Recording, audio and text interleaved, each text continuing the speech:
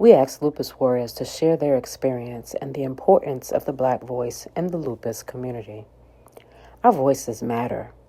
Our experiences deserve to be heard, and the lupus community needs to see us, support us, and amplify our voices. These are our stories, our strength, our voices.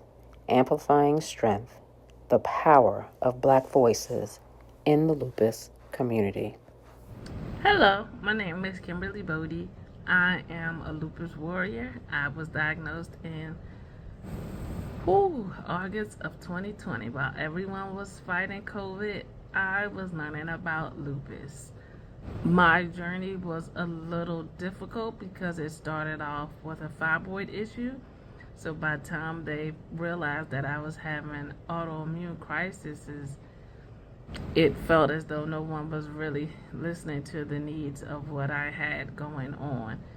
It happened rapidly within 6 months with my fibroids. I ended up having a hysterectomy, a double mastectomy. Coming out of that surgery, my fingers turned blue, leading to Raynaud's. No one knew what was going on. They kept me for an extra day, doing different research, trying to figure out what was going on with me. An infectious disease doctor alerted me that my blood didn't look too good and I needed to see a rheumatologist. Went to a rheumatologist. As soon as they saw my panels, knew it was lupus immediately. Yet, due to having high blood pressure, I kept getting sent to the hospital and my lupus symptoms were not being addressed, so it was getting worse. I have discoid, so my face was beginning to flake. Saw a dermatologist.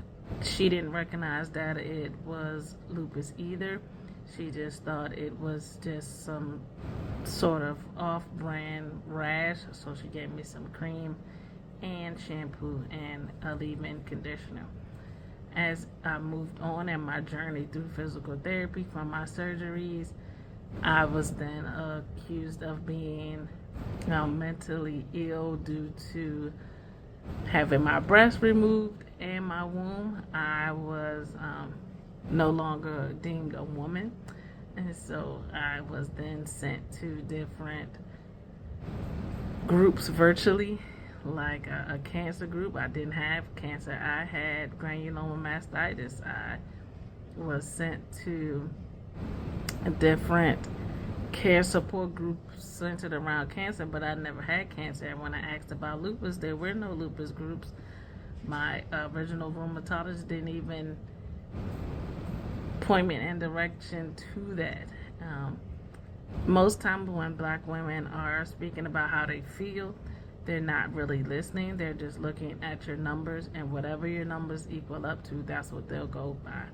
They look at the initial pain that you are talking about the most, and they will treat just that. They don't look at us holistically. They look at Black women being strong and able to endure a lot of pain.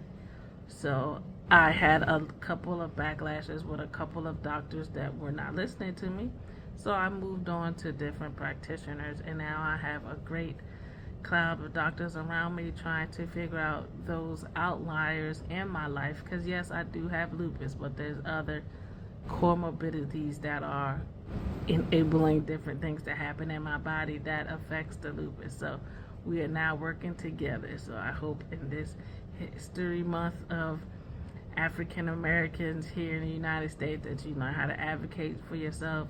If you have insurance, see if you're able to visit different doctors to see who you match with, because everybody isn't for everybody. Just like every lupus warrior is affected differently, each doctor affects you differently. Make sure they're listening to you. Make sure you're seen, you're heard. Make sure you look at your paperwork and understand what's going on. Regurgitate back to them in your own summary what they told you. And if you cannot do it yourself, contact a lupus support group, Lupus Foundation of America, and say, hey, I need an advocate to help me.